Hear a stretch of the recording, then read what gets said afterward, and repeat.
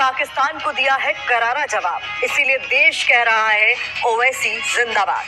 भारत पाकिस्तान तनाव के बीच हिंदुस्तान ने असदुद्दीन ओवैसी का एक नया चेहरा देखा है।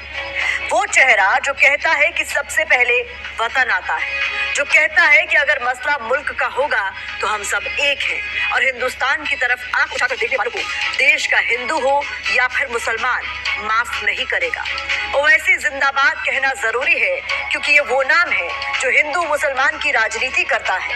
चुनावी रैलियों में जिन पर भड़काऊ भाषण देने के आरोप लगते हैं, लेकिन जब देश मुश्किल में था तो ओवैसी ने एक नई लकीर खींच दी। ओवैसी ने सिर्फ दुनिया और पाकिस्तान को संदेश नहीं दिया, बल्कि देश के मुसलमानों को भी बताया कि सारे मुद्दे बाद में, जब बात भारत की है तो हम देश के साथ खड़े हैं। ओवैसी लगातार पाकिस्तान को जवाब दे रहे हैं और इसी कड़ी में सबसे ताजा है ओवैसी की चुनौती जो उन्होंने सीधे शहबाज शरीफ और पाकिस्तान के आर्मी चीफ असीम मुनीर को दी है। पाकिस्तान को समझाने का वक्त खत्म हो चुका है। मैं बड़ी जिम्मेदारी के साथ जज्बात में लाए बगैर कह रहा हूं कि ये वक्त जवाब देने का है।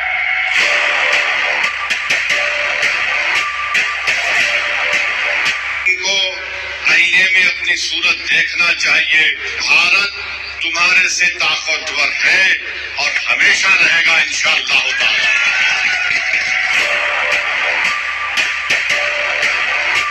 पाकिस्तान में तुम एक मलेरिया की दवा नहीं बना सकते, तुम एक मोटरसाइकिल का टायर तैयार नहीं कर सकते। भारत बहुत आगे है, भारत से पंगा मत लो।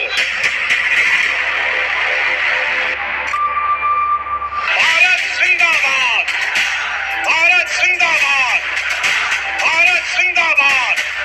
असदुद्दीन ओवैसी वो हुंकार जिसने पाकिस्तान में बैठे आतंक के आकाओं तक ये संदेश पहुंचा दिया कि तुम मजहब के नाम पर हमारे मुल्क को बांट नहीं पाओगे। यहाँ पर थी, क्या बोलते, भेलपुरी खाड़ी से मेरा साइड में था, एक इंसान है, उसने उसको गोली मार दी। यहाँ पे उसने बोला कि ये शायद मुस्लिम नहीं है, उसने उसको गोली मार दी। याद रखिए, अगर आप किसी मुल्क के अंदर जाकर मासूम लोगों को मारेंगे तो कोई भी मुल्क खामोश नहीं बैठने वाला है।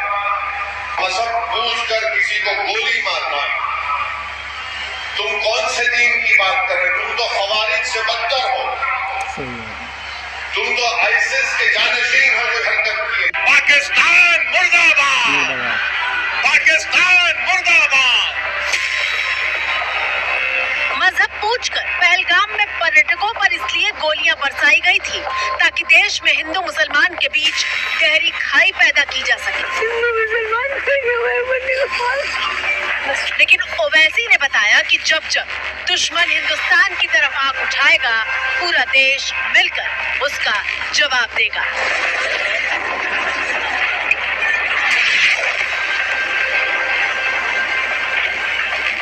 पाकिस्तान एक फेल्ड नेशन है और याद रखिए, ये ताकतें कभी भी भारत को सुकून से रहने नहीं देंगी। आज वक्त है कि हम इनको मौसम जवाब दें ताकि हमेशा के लिए ये दहशतगर्दी का ये जहर हमेशा के लिए खत्म होकर रह जाए। ऑल इंडिया मजलिसे इत्तेहादुल मुस्लिमीन यानी AIMIM के मुखिया असदुद्दीन ओवैसी ने हिंदुस्तान की राजनीति में एक नई लकीर खींच दी है, और वो इसलिए क्योंकि देश की राजनीति में ओवैसी मोदी के विरोध का सबसे बड़ा चेहरा माने जाते हैं। अब आप देखो ये कौन सा सेकुलरिज्म है कि कल देश के वजीर आजम प्रधानमंत्री मोदी कह रहे हैं कि जब आप वोट डालेंगे तो बजरंग बली का नारा मार के वोट डालना। खुद को मुसलमानों के मसीहा के तौर पर पेश करने वाले ओवैसी देश की सत्ताधारी पार्टी बीजेपी के खिलाफ सबसे तीखे हमले करने के लिए जाने जाते हैं। और मैं आज खड़े होकर जिम्मेदारी के साथ कह रहा हूं कि साजिश यही है कि पार्लियामेंट के इलेक्शन से पहले महाराष्ट्र में कोई फसाद करवाया जाए।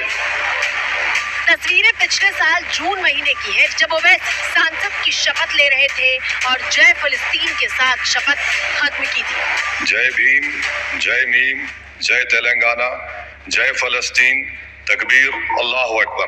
पाकिस्तान मुर्दाबाद।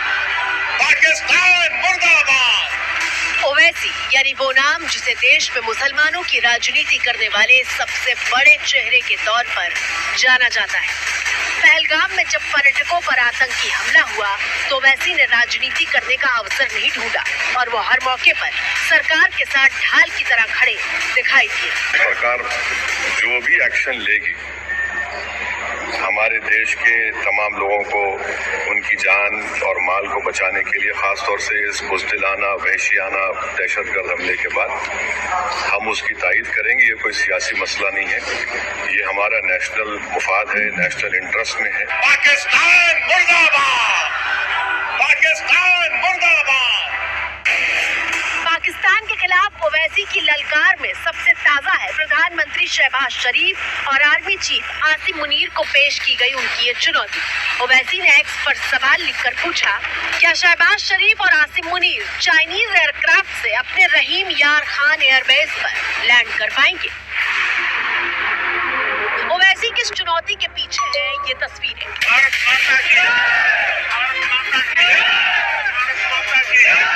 मंगलवार को पीएम नरेंद्र मोदी पंजाब के आदमपुर एयरबेस पर जवानों से मिले और पाकिस्तान के बॉर्डर से खड़े होकर दुश्मन मुल्क को कड़ी चेतावनी दी। आतंक के आकाओं को अब समझ आ गया है,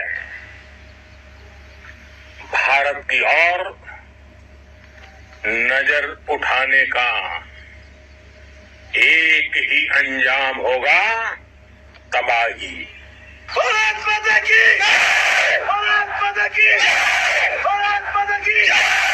आपने पाकिस्तानी फौज को भी बता दिया है, पाकिस्तान में ऐसा कोई ठिकाना नहीं है जहां बैठकर आतंकवादी चैन की सांस ले सके। इन्हीं तस्वीरों के बाद ओवैसी पूछ रहे थे कि क्या जो मेरे प्रधानमंत्री ने किया वो पाकिस्तान के प्रधानमंत्री शहबाज शरीफ कर पाएंगे? ओवैसी ऐसा कर पा रहे हैं क्योंकि वो जानते हैं कि राष्ट्रहित के मुद्दों पर सियासत नहीं की जाती। ये देश का मसला है, ये कोई सियासी मसला नहीं है और लोगों को भी इस पर राजनीति करने की कोई जरूरत नहीं है। लेकिन अफसोस कि मोदी के विरोध की सियासत पर जिस नेता का वजूद टिका है वो हिंदुस्तान के बारे में सोचता है। लेकिन मध्य प्रदेश की बीजेपी सरकार में शामिल मंत्री तक अपनी ओछी राजनीति के लिए छोटी सोच और बेशर्मी के प्रदर्शन से खुद को रोक नहीं पाते। हमारे मोदी जी समाज के लिए जी रहे, समाज के लिए जान लगा रहे और जिन्होंने हमारी बेटियों के सिंदूर उजाड़े थे, लोगों को हमने उन्हीं की पेश करके उनकी ऐसी करवाई। ये शर्मनाक बयान कर्नल सोफिया कुरैशी को लेकर दिया गया था, वो चेहरा जो पूरे पहलगाम अटैक में देश की आवाज बन गया। ऑपरेशन सिंदूर 22 अप्रैल को पहलगाम में हुए विभत्स आतंकवादी हमले के शिकार मासूम नागरिकों व उनके परिवारों को न्याय देने के लिए लॉन्च किया गया था। इस कार्रवाई में 9 टेररिस्ट कैंप्स को टारगेट किया गया और पूरी तरह से इसे बर्बाद किया गया। जिस बेटी पर हिंदुस्तान को नाज है, उस बेटी पर खुद को नेता कहने वाले लोग घटिया टिप्पणी कर रहे हैं और माफी मांगते वक्त भी दांत दिखा रहे हैं। कोई बात गुस्से में अगर निकल गई और किसी को बुरी लगी तो मैं भगवान नहीं हूं, मैं भी इंसान हूं, 10 बार में माफी मांगता हूं। पाकिस्तान मुर्दाबाद। ऐसा नहीं है कि वैसी सरकार का विरोध नहीं करेंगे, विरोध करेंगे, राजनीति भी करेंगे। बहुत मुमकिन है कि एक रैली के बाद ही पूरा माहौल फिर से बदल जाएगा। इसी साल बिहार विधानसभा के चुनाव है। चुनाव में जब ओवैसी रैली करेंगे तो जाहिर तौर पर मोदी का विरोध करेंगे, लेकिन ओवैसी ने इस बार ये बता दिया कि नेतागिरी को चमकाने का मौका तो आगे भी मिलेगा। सियासत की पिच पर तो बैटिंग करते ही रहेंगे। अभी वक्त हिंदुस्तान को सबसे आगे रखने का है और ओवैसी ने ये पहली बार नहीं किया है। सरकार चाहे मनमोहन सिंह की हो या फिर नरेंद्र मोदी की, पाकिस्तान को लताड़ने में और उसे उसकी सही जगह याद दिलाने में ओवैसी कभी पीछे नहीं रहे। मिसाल के लिए 12 साल पहले की तस्वीरें देखिए। साल 2013 2013 का सितंबर महीना, जब देश में मनमोहन सिंह की सरकार थी, तब असदुद्दीन ओवैसी भारतीय सांसदों के डेलीगेशन के साथ बातचीत के लिए पाकिस्तान पहुंचे थे। और तब पाकिस्तान में ओवैसी ने क्या कहा था, सुनिए। देखिए, हिंदुस्तान में जो हमारा दस्तूर है, कॉन्स्टिट्यूशन है, जिसके हम तमाम उसके पाबंद हैं, और हमारा कॉन्स्टिट्यूशन ये कहता है, उसका प्रेम्बल ये है कि इंडिया एक सेकुलर मुल्क है। हमारे दस्तूर में जो हुकूक दिए गए हैं, फंडामेंटल राइट है माइनॉरिटीज को। आप मुतमईन रहिए कि हिंदुस्तान का जो प्लुरलिज्म है वो हमेशा मजबूत रहेगा और इंशाअल्लाह ताला उसको मजबूत रखेंगे। आप उसकी हरगिज़ फिक्र मत करिए। दूसरी बात यह है कि आप मुसलमानों की फिक्र करना छोड़ दीजिए हिंदुस्तान के। हम अपना फैसला कर चुके हैं, ये हमारा मुल्क है। देख लो पाकिस्तान, आज से करीब 12 साल पहले ही असदुद्दीन ओवैसी ने तुम्हारे मुल्क की जमीन पर बैठकर जिहाद का मतलब और हिंदुस्तान के सेक्युलर होने की परिभाषा, दोनों ही बातें तुमको समझा दी थी। जिहाद के माने आपके कुछ है और मेरे कुछ है। अगर मैं बोलना शुरू करूं, क्या ये जिहाद है कि शियाओं पर हमला करना? क्या ये जिहाद है कि मसाजिद को मार देना, लोगों को मार देना? आप बताइए मुझे। हमारा जो मेरे जो माने जिहाद, सबसे अहम काम ये है कि नफ्स के खिलाफ जिहाद करो और अपनी नफसानी ख्वाहिशात को अल्लाह के नाम पे करो, वो सबसे बेहतरीन जिहाद। ओवैसी वक्त वक्त पर पाकिस्तान के पेच टाइट करते रहे हैं। साल 2019 में जब पाकिस्तान में इमरान खान प्रधानमंत्री की कुर्सी पर बैठे थे, तब इमरान को भी ओवैसी ने बता दिया था कि भारत पर उंगली उठाने से पहले अपने गिरेबान में झांको। पाकिस्तान के प्राइम मिनिस्टर इमरान खान ये स्टेटमेंट दिए कि भारत का, हिंदुस्तान का अगर नेक्स्ट प्राइम मिनिस्टर मोदी बनेगा तो हम कश्मीर के मसले को हल कर लेंगे। मेरे भाई, मेरे बुजुर्गों, मेरी माँ और बहनों, ये हमारे देश का इलेक्शन है, ये हमारे देश का जमहूरियत का इलेक्शन है। ये पाकिस्तान की तरह यहाँ पर मिलिट्री इलेक्शन को कंट्रोल नहीं करती इमरान खान। ये भारत का इलेक्शन है जहाँ पर जनता तय करती है किसको प्राइम मिनिस्टर बनाना, किसको घर में बिठाना। लेकिन पाकिस्तान के दिमाग में आज तक ये बात नहीं घुसी और आज भी पाकिस्तान के आर्मी के मुखिया 2 नेशन थ्योरी की बात करके मुसलमानों को बांटना चाहते हैं। We are 2 nations. We are not 1 nation. So because of that, our forefathers, they struggled, mounted that incessant struggle to create this country. And we have sacrificed a lot for the creation of this country. And we know how to defend it. जब जब मौलाना बनकर पाकिस्तान के army chief जैसे लोग नफरत की supply शुरू करते हैं, तब तब हिंदुस्तान का ओवैसी उन्हें जवाब देता है। और हम इनको बताना चाहेंगे कि हमारे रसूल सल्लल्लाहु अलैहि वसल्लम ने हमको ये तालीम दी कि तुम किसी से जंग मत करो। हदीस है ये, तुम किसी से जंग मत करो, मगर अगर कोई तुमसे जंग करता है तो साबित कदम रहो। तो हमको अब साबित कदम रहना है। ये सवाल कोई हिंदू मुसलमान का, ईसाई का, बौद्ध का नहीं है। सवाल 2 कौमी पार्टी कांग्रेस और बीजेपी के, इनको भी, इन दोनों कौमी पार्टियों को अपनी तू-तू मैं खत्म करनी चाहिए। सवाल ये है कि हमको एक शीशा पीलाई दीवार की तरह ऐसे मुल्क के खिलाफ खड़े होना है जो सारी दुनिया के लिए खतरा है। भी तुम्हारी 2 नेशन थ्योरी को हमने पहले रिजेक्ट कर दिया था। भारत पाकिस्तान के बीच तनाव हुआ तो एक एक करके पाकिस्तान के तमाम मंत्रियों ने न्यूक्लियर बम की धमकी दी थी। दुश्मन पाकिस्तान पर हमला करते वक्त 10 बार सोचेगा तो उसकी वजह यह है कि अल्लाह ताला के फजल से पाकिस्तान आज एक एटमी कुव्वत है। पाकिस्तान के पास एटम बॉम्ब है। और तब ओवैसी ने पूरी दुनिया के सामने ये मुद्दा रखा था कि विश्व को ये तय करना होगा कि पाकिस्तान जैसे गैर जिम्मेदार मुल्क के पास न्यूक्लियर ताकत होनी भी चाहिए या नहीं।